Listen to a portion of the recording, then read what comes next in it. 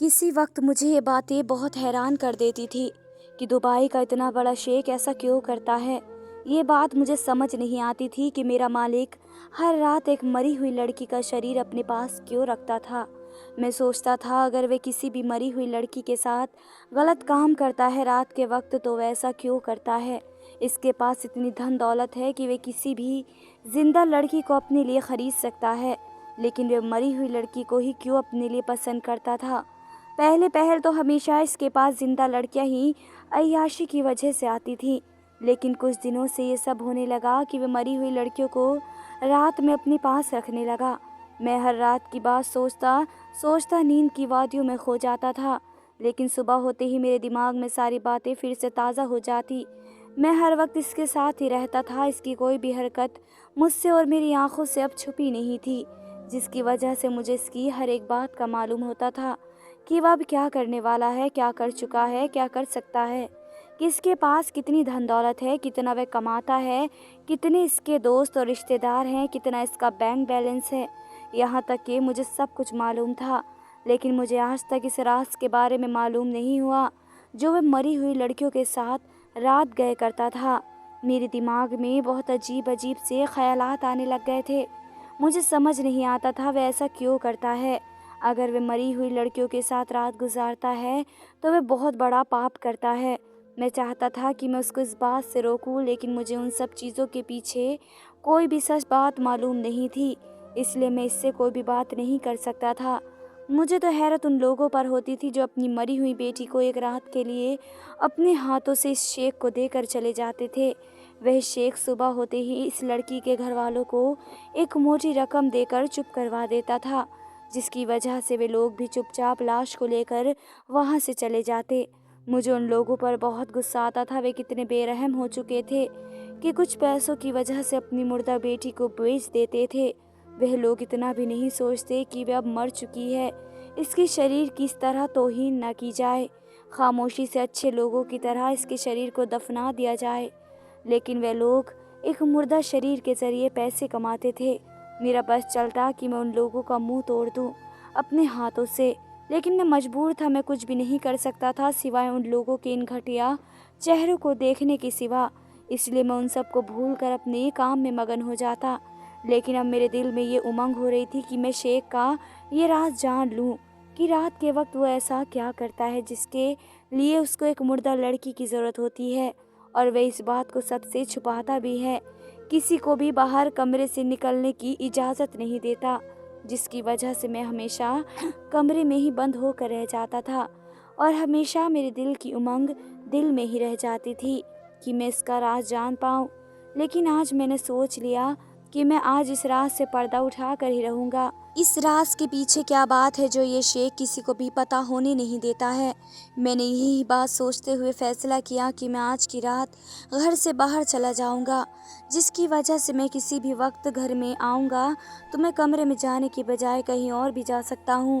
और मैं अपने प्लान को अंजाम देते हुए घर से बाहर चला गया।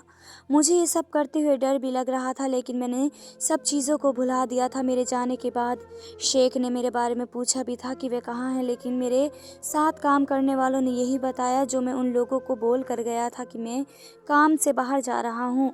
शेख ने ये बात सुनकर ज़्यादा कोई रेस्पॉन्स नहीं दिया और अपने काम में मग्न हो गया। आधी रात होते ही मैं वापस घर की तरफ बढ़ने लगा।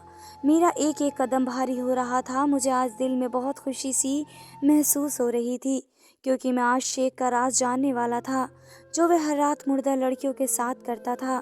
मैं घर में दाखिल हुआ तो घर में कोई भी नौकर काम करता हुआ नजर नहीं आ रहा था। सब अपने अपने कमरे में मौजूद थे।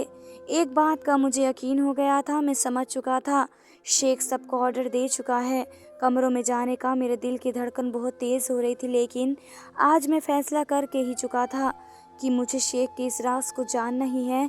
अगर आज हिम्मत नहीं की तो कभी भी हिम्मत नहीं कर पाऊंगा। इस चीज़ को सोचते हुए मैंने खुद को हौसला दिया और मैं इसके कमरे की तरफ बढ़ने लगा। शेख का कमरा ऊपर की तरफ था, इसलिए मुझे जाने में डर भी लग रहा था। मैं चारों तरफ देखते हुए धड़कते दिल के साथ इसके कमरे के बाहर पहुंचा। मुझे अंदर से बातें करने की आवाज़ आ रही थी। मेरी सांसें थम सी गईं। मुझे डर महसूस होने लगा। मुझे पता था अगर शेख को ये बात मालूम हो गई कि मैं इसकी इजाज़त के बगैर इसके कमरे के बाहर आया हूँ तो वे बिना कुछ सोचे, बिना कुछ जाने मेरा कत्ल कर देगा और दूसरी कोई बात भी नहीं सोचेगा।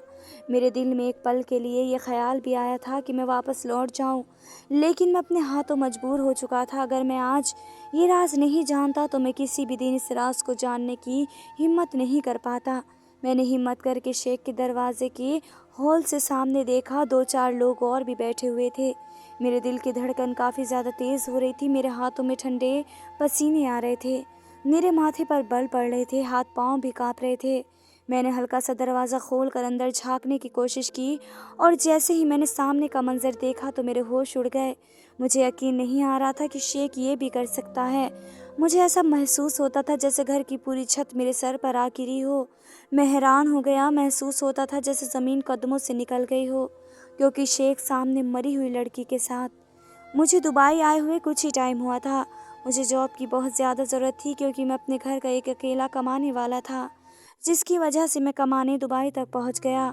मैंने अपनी शहर में कमाने की बहुत कोशिश की, लेकिन विधवा माँ और 2 जवान बहनों का खर्चा निकालना नहीं हो पा रहा था। इस वजह से मैं अपनी सारी जमा पूंजी लगाकर दुबई पहुंच चुका था, लेकिन मुझे कहीं भी जॉब अच्छी नहीं मिली। मैं दुबई में जगह जगह फिर घर जॉब की तलाश कर रहा था। इसी दौरान मेरी मुलाकात मेरे मालिक यानी इस शेख से हुई। वह देखने में बहुत अय्याश इंसान था, लेकिन मुझे काम की इतनी ज़रूरत थी कि मैंने इसके घर काम करने की हामी भर ली, वरना मेरा दिल बिल्कुल भी इसके पास काम करने का नहीं था, क्योंकि वे एक अय्याश इंसान था और ऐसे इंसान मुझे कभी भी अच्छे नहीं लगते। लेकिन ये काम करना मेरी मजबूरी थी, जिसकी वजह से मुझे बेदिली के साथ इस नौकरी के लिए हाँ करनी पड़ी। पहले पहल तो वे मुझ पर बिल्कुल भी यकीन नहीं करता था। जिस तरीके का रवैया इसका सारे नौकरों के साथ था, ऐसा ही रवैया वे मेरे साथ भी रखता था। बस काम से काम ही करवाना पसंद करता था और मेरा भी यही मतलब था कि मैं इसके घर का काम करूँगा, इससे अपने काम के पैसे लूँगा और अपने घर वापस चला जाऊँगा। काफ़ी वक्त तक यही सब चलता रहा। मैं काम करता और अपने घर वापस जाता, लेकिन मुझे नहीं पता था वे मुझे बहुत गहराई से नोट कर रहा है। मैंने वहाँ किसी को भी अपना दोस्त नहीं बनाया था, तो यही चीज़ इसको सबसे ज़्यादा पसंद आई और चंद दिनों में इसने मुझे अपना ख़ास नौकर करार दे दिया। मुझे ये चीज़ बिल्कुल भी पसंद नहीं आई, क्योंकि मुझे ये शख्स बिल्कुल भी पसंद नहीं था। मैं इससे दूरी बनाए रखता था, लेकिन वह मुझसे ही अपना हर काम करवाने लगा। मुझे अपने साथ साथ रखने लगा था। ज़्यादा से ज़्यादा मुझे अपने साथ लेकर जाता, अपना हर काम मुझसे ही करवाता, जिसकी वजह से मैं इसके बहुत ज़्यादा करीब हो गया था। उसको हर एक चीज़ मुझे पता चलने लगी थी। वह मुझे इस कदर यकीन करने लगा था कि वह अपनी हर एक बात मुझसे शेयर करने लगा था। इसके पास कितना पैसा था, यहाँ तक कि मुझे अब ये भी पता चल चुका था, क्योंकि मुझे यहाँ काम करते हुए काफ़ी वक्त बीत चुका था, कि यहाँ पर हर नौकर ही पुराना था, लेकिन वह किसी पर भी भरोसा नहीं करता था। वजह सिर्फ इतनी थी कि सबके कोई ना कोई दोस्त यहाँ मौजूद थे जो उसकी जासूसी बाहर कर सकते थे, सिवाय मेरे। मेरा यहाँ कोई भी एक दोस्त मौजूद नहीं था। मैं बिल्कुल नया था यहाँ दुबई के लिए, इसलिए मुझ पर काफ़ी ज़्यादा भरोसा कर लिया था इसने। शुरुआत के दिनों में यह मुझे सिर्फ़ और सिर्फ अपने काम से काम मतलब रखते हुए देखता था और यह चीज़ इसको पसंद आ गई थी। वक्त गुजरता गया और मैं यहाँ पूरे तौर पर सेटल हो गया। मैं समझता था शायद वह कुछ ही दिनों में सुधर जाएगा, लेकिन वक्त के साथ साथ इसकी अय्याशी दिन पे दिन बढ़ती ही चली गई। वह हर वक्त शराब और शराब में ही बिज़ी रहता था और सबसे ज़्यादा शराब पीना इसका पसंदीदा शौक़ बन गया था। दिन भर लड़कियों के साथ घूमना, लड़कियों के साथ वक्त गुजारना इसका सबसे ज़्यादा पसंदीदा शौक़ था। लेकिन उन सब चीज़ों के साथ साथ इसमें एक और चीज़ भी शामिल हो गई और वह सबसे ख़तरनाक चीज़ थी। कुछ ही वक्त से मुझे एक अजीब सी चीज़ इसमें नज़र आ रही थी कि वह रात के वक्त घर में मुर्दा शरीर लाने लगा था। कुछ टाइम तक हम नौकरों को ये बात नहीं पता थी कि ये शरीर लड़के का होता है या लड़की का।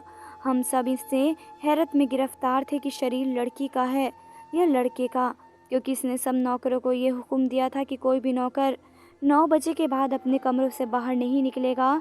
इस वजह से काफ़ी वक्त तक हमें ये बात मालूम नहीं हुई कि आखिर ऐसा क्यों होता है। हर रात कुछ वक्त बाद एक नौकर ने मुर्दा शरीर आते हुए देखा और इसका साथ में चेहरा भी देख लिया, जिसकी वजह से घर में सबको ये बात मालूम हो गई कि वह शरीर किसी लड़के का नहीं बल्कि एक जवान लड़की का है। सब जगह यही बातें शुरू हो गई थी कि शेख ऐसा क्यों कर रहा है, क्यों हर रात जवान लड़की की लाश लाता है। सब मेरे पास ही घूम फिर कर आ रहे थे ये सवाल करने के लिए, क्योंकि घर घर में यही बात फैली हुई थी कि मैं शेख का करीबी नौकर हूँ। लेकिन मुझे भी इस बात का कोई पता नहीं था, जिस वजह से मैंने सबको इनकार में ही जवाब दिया। लेकिन अब मुझे भी इस बात को लेकर बहुत हैरत हो रही थी और मैं इस चीज़ को सोच सोच कर बहुत बेचैन रहने लगा कि ऐसा कौन सा काम है जिसकी वजह से वह रात के वक्त ये काम करता है और किसी को पता तक नहीं होने देता। और मुझे ये बात अंदर ही अंदर बहुत महसूस हो रही थी कि हर चीज़ बताने वाला शेख, इसने मुझे भी कोई बात नहीं बताई थी और मुझ पर भी इस चीज़ की पाबंदी लगा दी थी कि मैं भी रात के 9 बजे के बाद कमरे से बाहर नहीं निकलूँगा। हम लोगों ने एक दो बार ये मंजर देखा कि कोई मरी हुई लड़की की लाश 2 आदमी बाहर से शेख के कमरे की तरफ लेकर जा रहे हैं। इसके बाद शेख का कमरा बंद हो जाता। इसके बाद मुझे नहीं मालूम था कि अंदर ऐसा क्या होता है जो वह शेख इस लड़की के साथ करता है। सुबह होते ही वह मुर्दा शरीर इसके माँ बाप के हवाले करते हुए एक मोटी रकम उन लोगों के हवाले कर देता था। ये सब मंजर तो मैं अपनी आंखों के सामने होते देखता था, लेकिन अंदर कमरे में होने वाला मंजर मैंने अभी तक नहीं देखा था। सुबह भी ऐसा ही हुआ था। रात होते ही एक मुर्दा शरीर घर में आया और सुबह होते ही इसके माँ बाप घर में मौजूद थे, जिसको पैसे देते हुए वे शरीर वापस कर दिया गया, जिसकी वजह से वे लोग भी कुछ नहीं बोलते थे और खामोशी से अपने घर को लौट गए थे। और इससे पहले भी सुबह के वक्त मैंने ये भी देखा था कि कभी कभार तो ऐसा होता था कि कोई कोई माँ बाप तो लाश लेने ही नहीं आते थे, सिर्फ पैसे लेने के लिए आ जाते थे। और जब शेख उनको कहता कि तुम लोग उसको ले जाओ तो वे लोग साफ इनकार करते हुए पैसे लेकर वहाँ से लौट जाते थे। फिर शेख खुद ही उसको दफना दिया करते थे। अब मुझे बहुत ज़्यादा हैरत होने लगी थी कि ऐसा क्या काम होता है इस कमरे के अंदर जो ये शेख रात को करता है। यही बातें सोच सोच के मेरे पेट में दर्द होने लगा था और मैं अब हर हाल में चाहता था कि मुझे मालूम हो जाए कि ये शेख एक मरी हुई लड़की के साथ ऐसा क्या करता है। और यही सोचते हुए मैंने एक दिन प्लान बना दिया और एक रात घर में रहने की बजाय मैं घर से बाहर चला गया और आधी रात को मैं घर वापस आया। मुझे पता था कि घर में कोई भी इस वक्त बाहर के हिस्से में मौजूद नहीं होगा, मैं अपना काम आसानी से कर सकता हूँ। इसलिए मैंने सावधानी के तौर पर निगाहें चारों तरफ घुमाई और अपने कदम शेख के कमरे की तरफ बढ़ाने लगा। और जैसे ही मैंने कमरे का दरवाज़ा थोड़ा सा खोला तो सामने 4-5 लोग बैठे हुए थे और वह शेख भी वहाँ मौजूद था। वह 4-5 लोग इस लड़की के साथ कुछ कर रहे थे। मैंने जब थोड़ा ध्यान लगाकर देखा तो वे लोग इस लड़की के जिस्म को चीर फाड़ कर रहे थे, इसके अंदर के हिस्सों को निकाल रहे थे। वे लोग जो शेख के साथ बैठे हुए थे वे देखने में डॉक्टर महसूस हो रहे थे, क्योंकि वे लोग अपना काम काफ़ी अच्छे से कर रहे थे। मैं ये सब देखकर बहुत हैरान परेशान हुआ। मेरे होश उड़ कर रह गए। मुझे महसूस होता था जैसे घर की छत मेरे सर पर आ गिरी हो, मेरे कदमों तले ज़मीन निकल गई हो। बाद में मुझे इसके सारे मकसद के बारे में मालूम हो गया था। वे शेख मरी हुई लड़कियों की किडनी निकाल कर उन्हें आगे अच्छे पैसों में बेचता था। यह इसका काम था और यह काम वो रात के आखिरी वक्त में करता था। ये बातें मेरे दिमाग पर बिल्कुल सवार हो गई थी। मुझे अपनी आंखों पर यकीन नहीं आ रहा था। मेरे नज़दीक ये काम बहुत गैर कानूनी था। इस अय्याश शेख ने इस बार हद पार कर दी थी। वे इस कदर गिरा हुआ काम कर चुका था कि इसने मरी हुई औरत को भी ना छोड़ा। इससे भी इसने पैसे कमाने की कोशिश की। मैं बहुत हैरान परेशान उल्टे कदमों अपने कमरे में लौट आया और बेचैन होकर बैठा हुआ था। मेरा बस ये चल रहा था कि मैं शेख के पास जाऊं और इससे ये सवाल जवाब करूं कि तुम ये सब क्यों करते हो, ये गलत है, पाप है। तुम किसी भी मरे हुए इंसान का ऐसा कोई भी हिस्सा नहीं निकाल सकते हो। मैं चाहता था मैं इससे ये बात करूं, लेकिन मुझ में इतनी ताकत नहीं थी कि मैं इसके सामने जाकर इससे ये बात कर पाता। लेकिन मेरा ज़मीर मुझे इजाज़त नहीं दे रहा था कि मैं सब कुछ होते हुए देखूं और ख़ामोश रहूं। अगला दिन अपना रोज़ का मुताबिक गुजरा और जैसा हर रोज़ होता था कि एक मरी हुई लड़की आई और सुबह इसके माँ बाप इसकी लाश ले जाते थे। हम लोग सारे नौकर सब कुछ देख रहे थे, लेकिन कोई भी शेख से सवाल नहीं कर सकता था, क्योंकि वह हमारा मालिक था और हम सब इसके ख़रीदे हुए ग़ुलाम। और वह बहुत अय्याश था। अगर हम इससे ज़रा भी बदतमीज़ी या कुछ भी करने की कोशिश करते या सवाल जवाब करने की कोशिश करते तो वह बिना कुछ किए हमारी ही जान निकाल लेता और पता भी न चलता हम किस जगह दफन हुए हैं। वक्त गुजरता गया और हर आए दिन यही होने लगा, लेकिन अब मुझसे ये सब कुछ बर्दाश्त नहीं हो रहा था। मैं जानता था किसी भी मुर्दा इंसान का हिस्सा निकालना गैर कानूनी है, इसलिए शेख छुप कर रात को डॉक्टर के साथ मिलकर ये काम करता था और इसी वजह से वे लोग इतना पैसा कमा रहे थे। और वे पैसे आधे वे दोनों डॉक्टर ले जाते थे और आधे शेख रख लेता था। और जो लोग अपने मरीज के लिए डोनर ढूंढते थे उनको वह किडनी और बाकी के हिस्से बहुत महंगे दामों में बेचते थे। लेकिन वे ये सब हुकूमत और पुलिस से छुप कर रहे थे। मुझे झुरझुरी आ रही थी। मैं जब जब सोना लेटता तो मुझे लाशों को चीर फाड़ करना, उनके हिस्से निकालना दिखाई देता और मैं उठकर बैठ जाता। मेरा दिल बहुत बेचैन था क्योंकि जब तक मैं इसके काम को नहीं रोकता तब तक मैं सुकून से नहीं सो सकता था। और वह ना जाने कैसे माँ बाप थे जो अपनी बेटियों को मरने के बाद भी इस तरह बेरहमी से उनके जिस्म के हिस्से निकलवा रहे थे। एक रोज़ जब एक वह माँ बाप लाश लेकर जा रहे थे तो मैं उनके पीछे गया और मैंने उनको बहुत डांटा और उनसे कहा कि आप कैसे लोग हैं कि अपनी मरी हुई बेटियों की लाशें बेचकर पैसे कमा रहे हैं। तो उन लोगों ने जो बात बताई वे मुझे और हैरान कर गई। उन्होंने कहा कि हमारी बेटी नहीं है, हम तो एक अस्पताल के मुर्दाघर में जो बेसहारा और लावारिस लड़कियों की लाश होती हैं उनको यहाँ लेकर आते हैं और पैसे वसूल करते हैं। हमारा उन लाशों से कोई मतलब नहीं। तब मुझे बहुत ज़्यादा हैरत हुई। मतलब ये सिर्फ शेख तक सीमित नहीं था, यह एक पूरा गिरोह था जो अस्पताल के मुर्दाघर से लाता था और उनको शेख के पास लेकर आता था। इसके साथ डॉक्टर, अस्पताल और बहुत सारे लोग मिले हुए थे। ये सब सुनकर और देखकर मेरे रोंगटे खड़े हो गए। पैसे कमाने के लिए इंसान किस कदर गिर जाता है। मैं सारा दिन अपना दिमाग में प्लान बनाने लगा कि मैं किस तरह इस काम को रोक सकूं। फिलहाल शेख हमारी हरकत पर नज़र रखे हुए था। इसके घर में जो नौकर काम करते थे उन सब का पता, उनके घर वालों की सारी इंफॉर्मेशन, वे कहाँ आते हैं कहाँ जाते हैं, एक एक चीज़ के बारे में शेख को पता था। इस वजह से कोई भी शेख की मुकाबले नहीं कर पा रहा था कि कहीं शेख उनके घर वालों को नुकसान न पहुंचा दे, क्योंकि इसकी पहुंच बहुत दूर दूर तक थी। अक्सर वे मुझे बातों बातों में कहता था कि तुम्हारे घर वालों की सारी खबर रखता हूँ, तुम उनकी तरफ से बेफिक्र रहना, तुम्हारे शहर में भी मेरे जानने वाले बहुत सारे लोग हैं। और अक्सर मेरी माँ और मेरी बहन कहती थी कि तुम्हारे साहब ने अपने बंदों के हाथ हमारे लिए बहुत सारे तोहफे भिजवाए हैं, तुम्हारे साहब बहुत ही अच्छे हैं। यही बात मुझे कमज़ोर कर रही थी, यानी वह कानपुर में मेरे घर वालों पर भी नज़र रखे हुए थे। मेरी थोड़ी सी लापरवाही मेरे घर वालों को नुकसान पहुंचा सकती थी और मैं बेबस था। मैंने अपने हाथ निकाल लिए थे, मैं कुछ नहीं कर सकता था। हाँ, पर दिन रात मैं अपने रब से दुआएं करता कि किसी तरह शेख पकड़ा जाए। और मैंने शेख से कहा था कि मैं कानपुर वापस जाना चाहता हूँ। मैंने बहुत साल आपकी सेवा की है, मगर अब मेरी माँ और मेरी बहनों को मेरी ज़रूरत है। मेरी बहनों की शादी की उम्र हो गई है। अगर मैं और यहाँ 2-3 साल रहा तो उनकी शादी की उम्र निकल जाएगी और कोई उनसे शादी नहीं करेगा, इसलिए मुझे वापस कानपुर जाना है। मैंने बहुत आराम से कहा। शेख को पता न चले मैं क्यों काम छोड़ रहा हूँ, ताकि इसको मेरी किसी भी बात पर शक न हो। मेरा कुछ करने का इरादा तो नहीं था, मगर मैं चाहता था कि जल्द से जल्द वो पकड़ा जाए। मगर पुलिस ने इसे पकड़ा तो घर के सारे नौकर को भी पकड़ लिया जाएगा, क्योंकि सब इसके साथ इस काम में शामिल थे। हालांकि हम इसके साथ शामिल नहीं थे, मगर हम इसके घर में रहते थे, हम इसके नौकर थे और मैं तो इसका ख़ास नौकर था। इस वजह से मैं लपेटे में आ सकता था, इसलिए मैंने ये नौकरी छोड़कर, सब छोड़ छाड़ कर कानपुर वापस जाने का फ़ैसला कर लिया। मैं वहाँ पर मेहनत मजदूरी करके गुजारा कर लेता। शेख ने मुझे रोकने की बहुत कोशिश की, लेकिन मैंने अपनी मजबूरी की लिस्ट बता दी। तब शेख ने मुझे बहुत बड़ी रकम दी और मुझे कहा कि तुम कानपुर वापस जा सकती हो और तुम मेरे बहुत ही अच्छे और ईमानदार नौकर थे, तुम्हारे जाने से मुझे बहुत अफसोस होगा। शेख को मुझ पर पूरा यकीन था कि मैं इसकी बातें कभी भी बाहर नहीं निकालूंगा कि मेरी माँ और मेरी दोनों बहनें इसकी नज़र में थी। मैं नौकरी छोड़ छाड़ कर अपने वतन वापस आ गया और यहाँ आकर मैंने सुख का सांस लिया। अब मेरा शेख से किसी किस्म का कोई मतलब नहीं था। कुछ महीने इस तरह ही गुजरे। मैंने कानपुर में ही उन पैसों से एक किराने की दुकान खोली और मेरा अच्छा गुजर हो रहा था। मैंने अपनी दोनों बहनों के रिश्ते तय कर दिए। इसके बाद शेख ने मुझसे कोई बात नहीं की और ना ही मैंने शेख से कोई बात की, क्योंकि वे बड़े लोग हैं, उनके यहाँ नौकर आते जाते हैं, उनका ये रोज़ का मामला बन गया था।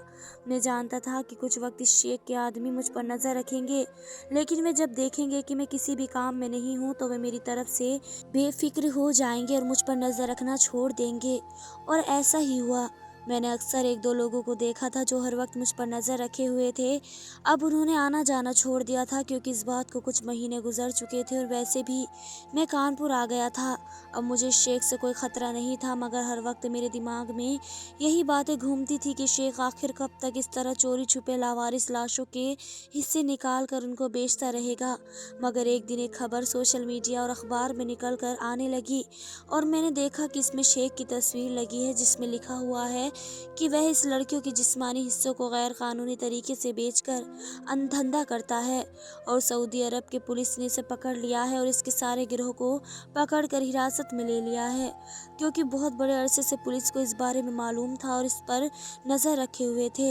ये खबर देखकर और सुनकर मैंने एक चैन का सांस लिया और अपने रब का शुक्र अदा किया कि इस सब की पकड़ हो गई है जो गैर कानूनी तौर पर इस तरीके के काम करते हैं। हालांकि शेख ने मेरा बहुत साथ दिया था। इस वक्त जब मेरे पास कोई नौकरी नहीं थी, इसने मेरी मदद की थी, लेकिन गलत हमेशा गलत ही रहता है। मैं अपने रब का शुक्र अदा कर रहा था कि मैंने वक्त पर सही फैसला कर लिया और यह नौकरी छोड़ दी, वरना आज मैं भी बगैर किसी जुर्म के शेख के साथ जेल की सलाखों के पीछे होता। धन्यवाद दोस्तों।